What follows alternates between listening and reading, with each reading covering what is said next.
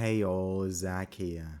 For today's topic, I thought it might be interesting to discuss a few hot takes that diverge from the norm and explain why I might see things differently than the rest. It should be noted that some of the takes in this video might not be that unpopular, as I obviously can't know about every stance of the fandom to every topic.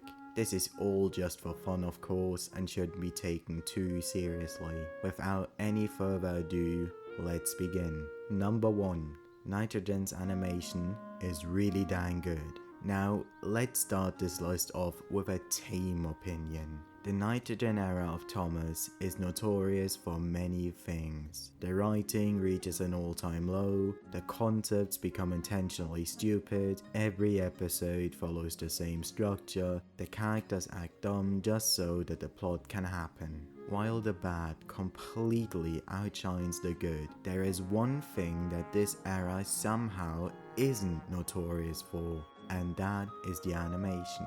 Compared to other kids shows at the time, Thomas's animation was really high quality, even in its earliest years. Considering that this is the earliest of CGI Thomas, the animation has aged shockingly well and still holds up to this day. The amount of effort that was put into making CGI Thomas look as close to the model era as possible is something I really appreciate in retrospect. All the visuals that model era Thomas was well known for were translated almost seamlessly into CGI. Hills in the background to imply distance, varying locations such as green open countrysides, overgrown forests, sunny yellow beaches, industrial quarries, and busy stations. I also love how the new medium was taken advantage of by doing things that the model era just couldn't do, such as dynamic shots and camera angles, shots from beneath the engines, excessive steam erupting out of the funnels at high speed, or working pistons in the engine's undercarriages. The engines truly feel like they have some weight to them, which can't be said for the other CGI eras. The train concepts become a lot better over time with varying rolling stock and longer trains in general. And the amount of love the animators put into the narrow gauge stuff to recreate everything as accurately to real life as possible should never go unappreciated. So much effort was put into the visuals of the Nitrogen era, even though the writing department couldn't give a shit. You just can't appreciate the work of the animators giving it their all when the stories are lazy and unwatchable. It's such a shame too, because this is the only era that cared about adding little details, such as the whistles moving up and down, the engines leaning to one side when going on a curve, or the subtle shaking that Winston does. While the animation of CGI Thomas reaches its high point from The Adventure Begins onwards, I really want to give Nitrogen props for their efforts. Number 2. Many CGI characters are underappreciated. Now, the CGI series has introduced a lot of characters that either suck hard or just don't have a character at all. There are many characters that don't really have that much going on and lack any sorts of depth or character development, and honestly, some of them don't really need to be developed. I'm perfectly okay with characters such as Sydney, Winston, or Ryan not being more other than forgetful, reticent, or too polite for their own good respectively. However, I am all the more delighted when we do have characters that actually have a lot going on and are more than just a new toy for the year. Characters with detailed backstories, unique purposes, or distinctive personalities that are exclusive to them. I think the 5 CGI exclusive characters the fandom loves the most are Hero, Victor, Paxton, Luke, and Steven. and rightfully so. Those 5 are completely irreplaceable characters, and all of them have enough going on to make us care about them. However, there are also a lot of other characters that deserve to get more recognition. Kevin the Crane is a good example. On the surface, he's just a clumsy crane who means well, and yes, that is his chosen character trait. There is much more to him than one might think at first. He is respectful to authority figures and always tries his best to appease them, whoever it is, which is reminiscent of Toad the Brake Van. He's also naive and playful and doesn't always think about the consequences his actions might have. He also has a big admiration for Cranky and looks up to him, and in stark contrast to Victor, Kevin loves snow and is delighted every year when the weather gets colder. It makes perfect sense for Victor to passionately hate snow, as it never snows in Cuba, and it also makes perfect sense for Kevin to love snow, because that means more fun. Another character who deserves much more love is Gerald, or more commonly known as Gator. In Tale of the Brave, Gator works on Soda for a brief period, seemingly out of nowhere. Like, why would you loan an engine all the way from Colombia, only to send it back after a few days anyway? It makes no sense. It is also mentioned later in the film that Gator now works on the Northwestern, which also makes no sense because he clearly doesn't. But because his new friend Gator was now working on the Fat Controller's Railway. I am glad that the film retcons that later on, because otherwise we wouldn't have had the beautiful goodbye scene with him and Percy. With all logic aside, Gator is a wonderful character who served his purpose as a one and done thing. He never appears again after season 18, and by God am I glad he doesn't. We didn't need to see more of him than we did. He was only necessary to be a mentor to Percy and to teach him what it really means to be brave. Being brave isn't the same as not feeling scared. Being brave is about what you do, even when you do feel scared. We also had an awesome episode that takes place during the special, called Toad's Bride Idea, in which we learn that Gator is rather short-tempered. And we got another fantastic episode called Missing Gator, in which Percy learns that he can still apply everything he learned from Gator, even if he isn't physically beside him. We also learn about his fear of heights, which is showcased in multiple scenes throughout the film. Overall, Gator's a fantastic character who served his purpose well enough and had enough going on to make us care about him. There are of course other great characters in the CGI series, such as Millie, Glynn, Connor and Caitlin, Sir Robert Norrenby, Marion and Young Bao, to name a few. And while the following aren't CGI exclusive characters, many of them either peaked during this era or were at the very least handled really well for the most part. Duck, Bill and Ben, Harvey, Toad, Duncan, Daisy, Edward, Salty, Cranky, Bertie, Diesel, Spencer and Flying Scotsman, who were all handled really well in CGI. Number 3. Seasons 8 and 9 aren't terrible. The hit era, again, is notorious for many things. The first era to feature a different runtime for the episodes, the first to downsize the cast of characters by a wide margin, and the first to mostly focus on silly gimmicks to sell merchandise. That being said, I am a firm believer that seasons 8 and 9 should not be regarded as awful or unbearable, because both of them have a bit more going on than one might think. I am by no means trying to convince you that either of these seasons are good, because frankly, they really aren't. Both of them get many things wrong and start to stray away from what the show, at its core, is really all about. It should be noted that seasons 6 and 7 were the first seasons to feature bad episodes, but the duds that the two hit seasons have to offer are definitely worse. Episodes such as Thomas and the Circus, Chickens to School, Thomas and the New Engine, or Skallowy the Brave are notably weak for either stretching out a simple plot just to meet the 7-minute runtime, having characters act dumb or out of character just so that the plot can happen, or having both happen simultaneously. Not only did the writing and the portrayal of the characters take a notable dip during those seasons, but the episodes started to become much more constrained and formulaic, with repetitive concepts being used over and over again. However, despite all of the criticism I've mentioned, I think that there are a lot of glossed over positives about both seasons that are worth giving some acknowledgement to. The visuals, especially in season 9, are nice to look at. The open countryside sets look appealing, and the mountain backdrops to imply distance can often be seen in the background. That is of course not always the case though. Not every episode sucks, and not every character is mistreated. James, Gordon and Duncan have been treated especially well during this era, but even the others had their moments. Speaking of characters, some of the newbies that were introduced during this era were actually quite good.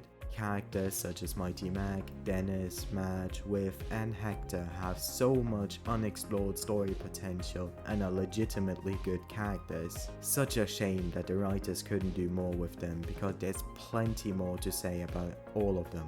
And while characters such as Molly, Neville or Freddy aren't really that interesting, at least the designs are awesome.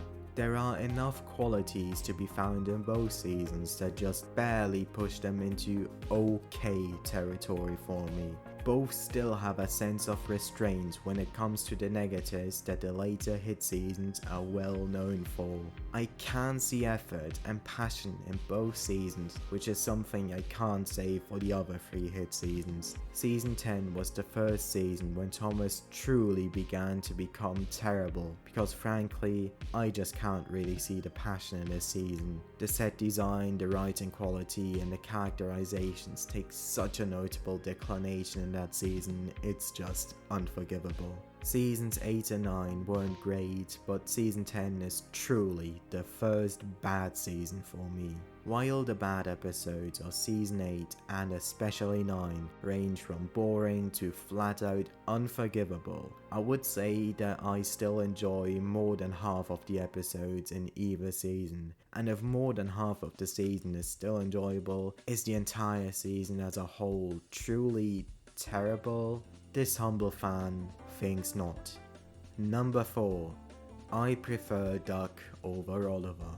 Now first of all, I think it would be smart to compare the two and see what each of them has to offer. Duck is a traditionalist and very prideful of his great western origins. He's the one who kicked off dieselization, which is an ongoing plot point for the remainder of the franchise. He's directly tied to a real-life railway, wearing the GWR initials on his side, and a perfect embodiment of said railway, wanting everything to be just so. He started off as a station pilot and gradually worked his way up to gaining his own branch line, complete with 2 coaches of his very own. Season 3 is the season that started to dive deeper into the characters and what makes them tick. It's the season in which we see Bill and Ben's heroic side, Percy and Thomas gradually becoming close friends, James's pride of his red paint, and Henry's fascination with the nature fully blossom. Duck is also no stranger to said treatment in this season. We learn that even Duck, the same engine who stands no nonsense and always abides by the rules, can get carried away or go on strike if he is forced to work with devious Diesel. Even the CGI series, which didn't go that deep into the lore of the main characters, provided us with more information about Duck. We actually see a picture of him in Paddington and pulling slip coaches on the Sunshine Line. Duck is truly the beacon of quality in the Thomas franchise, and all of the eras got his character spot on. Now let's see what Oliver has to offer. Oliver is a survivalist and never sees throwing the towel as an option. He fights his way through no matter what. After his great escape, he got cocky and boastful, only to be brought down to earth after his infamous incident with the trucks. We also learn that he's rather clumsy and easily irritated, though he never means to cause any trouble. He's also an adventurous type and always takes the chance to do something new whenever he can. We also learn that he's not afraid to speak his mind and that he passionately hates snow. Unfortunately for Oliver, the CGI series really did him dirty. As for many characters in the CGI era, Oliver's character suffered some flanderization. He wasn't totally slaughtered like Henry and Toby were, but unfortunately there wasn't really much to him other than being boastful and putting down Toad for no reason at all. Like seriously, why on earth did they decide to make Oliver a jerk to Toad out of nowhere when the previous eras always portrayed them as equal partners? Now that I've compared Duck and Oliver to each other, here's my final verdict. The problem with Duck is that the CGI series hasn't done enough with him. Sure, we got a bit more lore about his life on the Great Western, but that was it. The problem with Oliver is that none of the eras did enough with him. It is? And the only meaningful characterization he has in the CGI series is being boastful and not listening to Toad, despite doing just that in the previous eras. The model series was definitely the best era for Oliver because that is the one that expanded his character the most and was always consistent with his personality. I honestly even prefer Toad over Oliver since he hasn't been mischaracterized in any of the eras. Now don't get me wrong, I love both Duck and Oliver, but I just possibly can't prefer Oliver when he's the one who has less going on. Duck's character is completely untarnished and 100% consistent throughout all three eras. Number 5. Emily is not a bad character. From one unpopular character opinion to another. I think it's fair to say that Emily is one of the more controversial characters in the Thomas franchise. In season 7, she started off as a caring, motherly type of character who puts the other engines first and scolds them when they act naughty. Hit really wanted to push her in season 8 with a total of 5 lead roles, 2 of which are shared with Thomas and show off their sisterly dynamic. It's fair to say that Emily's caring, maternal side of her character was cast aside in season 8 in favor of her bossy, know-it-all personality that the hit seasons were going for. However, I think that was a good decision for 2 reasons. Firstly, there isn't much you can do with a generic nice guy persona. Emily's character was fine for season 7, but I doubt there would have been much more to say about her if she hadn't had that character change. Because after all, flawed characters are always the most interesting ones. And secondly, I don't really think that Emily was that out of character in the first place. For one, her caring side was still present as seen in Chickens to School, and there was never any reason for Emily to get bossy in season 7. I more so see it as a side we didn't see of her yet and got more exposure to in the following seasons. We also got 2 other episodes that focused on her considerable side, those being Thomas, Emily and the Snowplow and Emily's Adventure, albeit with a slight change as to how her compassionate side was portrayed. Her affection was more aggressive and not as gentle as before. I am a firm believer that Emily has earned her place as a main character. She wasn't shoehorned into the main cast at all and has natural flaws and desires that are comprehensible. The early Nitrogen era began to stray away from the bossy portrayal of Emily's character and made her more knowledgeable about certain things, like flowers or football. But simultaneously, Emily got a lot more brain dead in this era, like every other character. She tries to decorate the quarry with flowers. She tries to pull a special train despite having done nothing to deserve it. And she leaves Dash stranded on the main line, even though she could have just pulled him to the country show. But this is the Nitrogen era, where logical decision making is illegal. The Brenner era again had a new vision for Emily's character in mind and turned her into a doormat who hasn't done anything special. One of those episodes is called Best Engine Ever, in which we learn that Emily admires Caitlin and wishes to be more like her. When Caitlin's brakes malfunction, it is Emily who comes to the rescue and saves both of them from a nasty accident. Now the roles are swapped and Caitlin wishes to be more like Emily, a selfless hero who tries everything she can to prevent a violent crash. A very strong episode that spotlights two female characters without ever making a fuss about it. This is how you write episodes about female characters. The brother era hasn't done much with Emily, but I like that they closed the circle by giving her a number in the final season and making her Soldor's rescue engine, which is a concept all the way back from season 15. Emily truly had a character journey that is completely unique to her own, with every era treating her differently, and I think that's what makes her so interesting. There truly is no one quite like Emily. Number 6.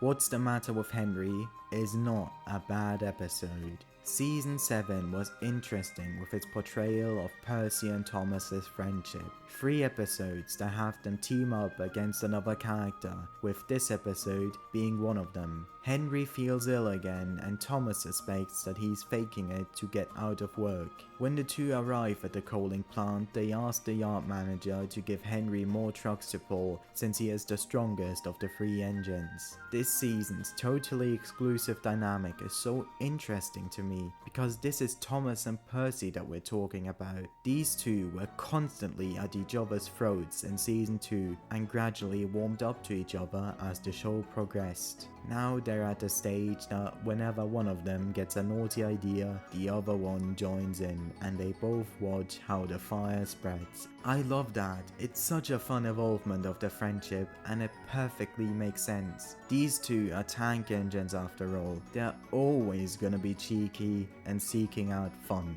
What I also really love about this episode is how Henry is portrayed. Henry has always been the soft one of the 3 big engines, and making him gradually more nicer as the show progresses was a smart idea. It shows character growth, and the grumpy, easily irritated Henry from a few seasons prior slowly starts to fade away.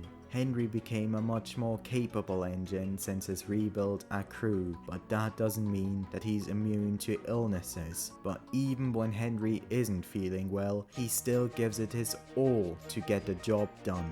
Emily, of course, is also fantastic. She takes Henry 100% seriously and goes out of her way to search Sir Topham Hatt to tell him the news. Her only goal in this episode is for Henry to feel better, which is such a likable characterization. The ending sequence of Henry complaining is also pretty damn funny. Well, they've mended me tubes, but they didn't even look at me brakes, me gauges, me squeaky wheels. All in good time, Henry. Poor Henry. I guess where the episode doesn't fully work is that Percy and Thomas got off completely scot-free despite treating Henry so poorly, but honestly I don't really think there's anything Topham could have done here. Delivering coal is nobody's favourite job, and having Percy and Thomas pull dirty coal trucks for the rest of the day is punishment enough, as both of them have clearly learned their lesson at the end. And from this point on, Percy and Thomas forever respect Henry and are never shown to be rude or cheeky to him for the remainder of the entire series, which is greatly appreciated continuity. Sometimes the thing you want is somewhere you wouldn't think to look. You were right, Henry, he said unhappily. This load was too heavy for me. I should have listened to you. He's not as strong as you are, big strong Henry. Number 7. Harvey to the Rescue is not a good episode. Now, this is absolutely shocking to me. I cannot believe that I am in the minority saying this, but Harvey to the Rescue is an absolute atrocity of an episode. Now first of all, I think it would be fair to point out the positives in this one. As bad as this episode may be, it does have some things going for it. Harvey for one is a good concept. An engine with a crane arm allows for interesting story opportunities, something that the later Brenner seasons really took advantage of. Not to mention that back then, the breakdown train wasn't portrayed as anthropomorphic. Neither Rocky nor Judy and Jerome existed yet, so it was nice to have a face associated with the breakdown train. Thomas's portrayal is also decent here, as he's the only one with a level of compassion for not putting Harvey down for literally just existing. Percy's crash that occurs later in the episode is exciting, and I do like this line of dialogue, showing that while Bertie is cross at Percy for his carelessness, he still has a level of empathy for him. Bertie arrived and was pleased Percy was all right, but he was also very cross. "You've blocked the road," Bertie snapped. Unfortunately, that's where the positives end for me. This is just such a nothing story where nothing happens that I even remotely care about. This is only the 6th season of the show, and yet it already features a did this, done that concept that has been done to death before. A character thinks that another character is inferior and treats them like rubbish for no reason. Gee, never seen that before. The character who was horrid finds himself in a pickle and has to learn the hard way that being rude isn't the way how to treat others. Never seen that before. The character in the right is victorious by the end, and the character in the wrong has learned their lesson. Now see, the concept itself is fine for a story, albeit done to death. But the problem here is that none of the characters get any kind of repercussions for their action. In all of the episodes that I have used as examples, the characters in the wrong get humiliated and clearly feel bad for their wrongdoings. In Harvey to the Rescue, the engines get away with ganging up on the newcomer for doing nothing to deserve it. That has serious consequences with the victims in real life, and showing that it's okay to treat someone like dog shit as long as you say sorry at the end really rubs me the wrong way. If I had to fix this episode, here's what I'd do. I would make the engines welcome Harvey with open arms at first and being impressed by such a unique type of engine. But soon they realize that Harvey is cocky and never shuts up about being double useful, being both a crane and an engine simultaneously. This is where James's line saying, "He's just cranky on wheels," could be placed. The next morning, Percy has an accident with the trucks and Harvey comes to his rescue. Percy is already prepared for a lot of boasting, but Harvey has a change of heart after seeing Percy's dilemma and decides to help him without another word. Changing that singular element of Harvey actually deserving what he got suddenly makes this episode a lot more plausible. Or if you have to make the engines not like Harvey for no reason at all, at least make it more tastefully and have the engines act in character. I have no idea why they made Thomas the voice of reason when literally one scene before he has been shown to be suspicious of Harvey himself. Why not Edward, the character who would actually be the voice of reason in this type of situation? Have him invite Harvey to Wellsworth for the night, and while Gordon and James are suspicious of him, Henry, Percy and Thomas try to make them shut up. All I'm asking for is for the characters to stay in character and not to be portrayed like this. "Harvey's different," said Henry. "He doesn't even look like an engine." Piss off. In summary, this episode is such a mess. None of the characters are likable, the story is boring, and the moral it teaches is horrible. Not only does it show that it's okay to bully others for being different, but it also shows that you should get off scot-free for doing that. None of the engines apologize by the end, and none of them feel like they have done anything wrong at all. The writing itself is also notably weak, for everything just being blatantly stated for the audience. The other engines thought Harvey looked strange. Don't worry, sometimes it takes time to make new friends. "But the engines don't like me. I'm too different." "Different is what makes you special." Number 8. Edward can be flawed.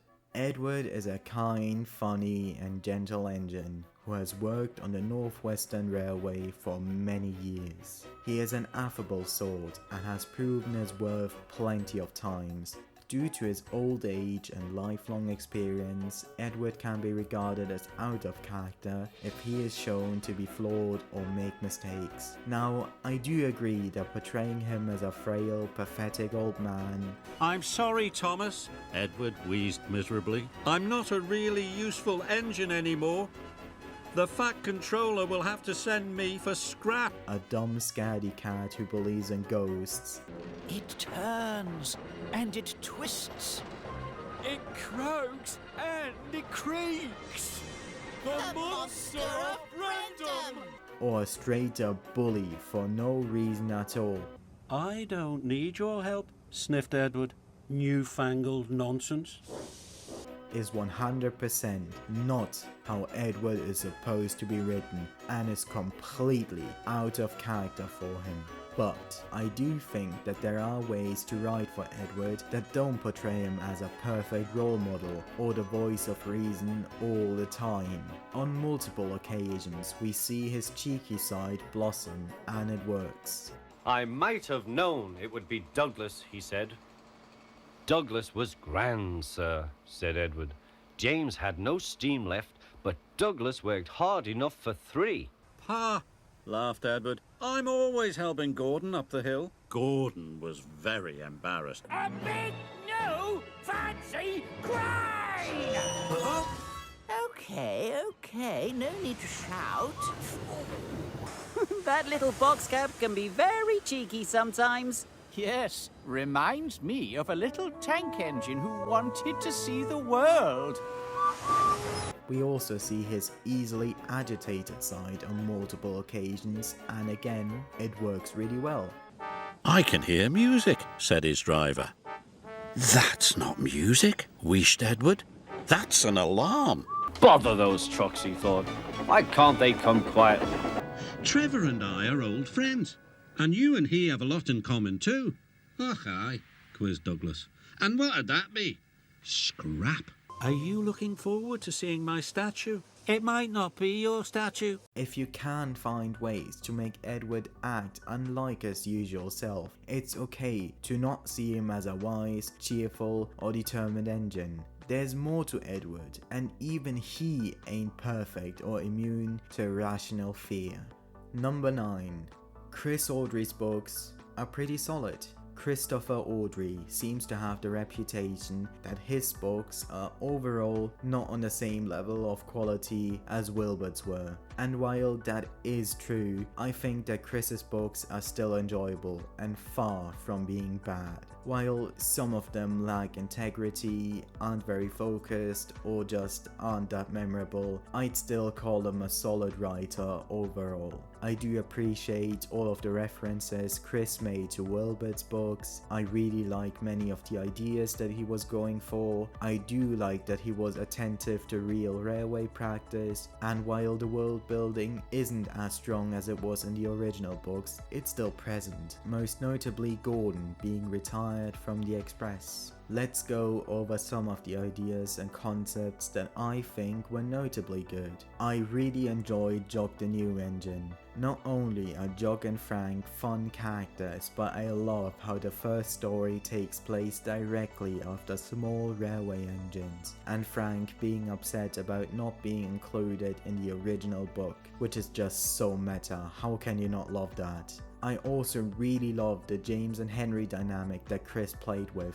These two clash really well with each other, being portrayed as second best to Gordon and constantly at each other's throats. Whenever one of them fails, the other one is gleeful and enjoys every second of it. Peter, Sam and Sir Handel respectively visiting the Taladan Railway was a neat idea and one I really enjoyed. Not only that, but Thomas visits the National Railway Museum in York at some point as well, which is not just one story but the theme of the entire book. We also get another great Thomas book in which he visits the Brendan branch line and meets Bill and Ben for the first time. Toby got a notable amount of lore, which makes sense as he is Chris Audrey's favourite character after all, and it really shows. Chris in general had quite a few story ideas that were really fun, such as a tank engine triple header, a drain causing the tracks to sink, Henry having to pull the express while still being painted in his undercoat, an engine toppling off an embankment, or an engine being stuck in an avalanche. While Chris's books don't quite meet the standard of Wilbert's, I honestly can't understand why anyone would think that most of them are boring. Sure, some of them are a little forgettable, some of them lack integrity, and some of them aren't the most exciting, but I think that even his worst ones have some things going on. The stories still treat the reader with a level of intelligence and never makes things blatant, and overall, I think the calmer vibe that the books were going for worked quite well and still captured the charm of the originals. Number 10. The model series and the CGI series are two different canons. Obviously, I have saved the most controversial opinion for last. I just can't understand how this is still up for debate, because no way in hell are the model and CGI eras the same canon. I cannot believe that a walking bridge somehow goes all the way back to season 1. Now, the reason as to why people would argue that the entire TV series is somehow one canon is because of an interview with Sam Barlow. The Sodor Island fan site asked him if the CGI series was meant to be a reboot or a continuation to the model series. Sam Barlow states that in his opinion, the CGI series is meant to be a straightforward continuation. And that's it. That is every evidence that the two eras are somehow the same canon. So yes, the CGI series was meant to be a continuation at first, but it just didn't work out that way. It's not even a fact. Barlow specifically says in his opinion, and even if it was a factual statement, it would still make zero sense. Now let me compare this to another statement that makes no sense from Wilbert Audrey himself. We all know about his statement that the engines are only alive on Sodor, yet everyone, including Audrey himself, retcons that because it makes no sense at all. There are several stories that take place in England, and yet the engines still have faces. See, because the statement is so dumb, nobody decides to abide by it, and everybody unanimously agrees that it should not be taken seriously. And now tell me, how does it make any sense that the model and CGI eras are somehow the same canon? How can Top and Season 1 happen simultaneously?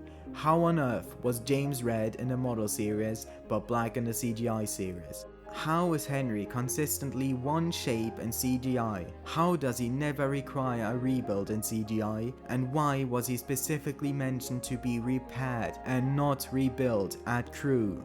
Perhaps this is Crew, where Henry went to be repaired. Hero and Glynn are one of the first engines in CGI, but it's the tram engines in the model series. Why is Percy's crash at Weldsworth in CGI, but in the model series, it's in the yard? How does Gordon not know who his brother is in the model series, but he does in the CGI series? How can Oliver escape alone in CGI, but needed help in the model era?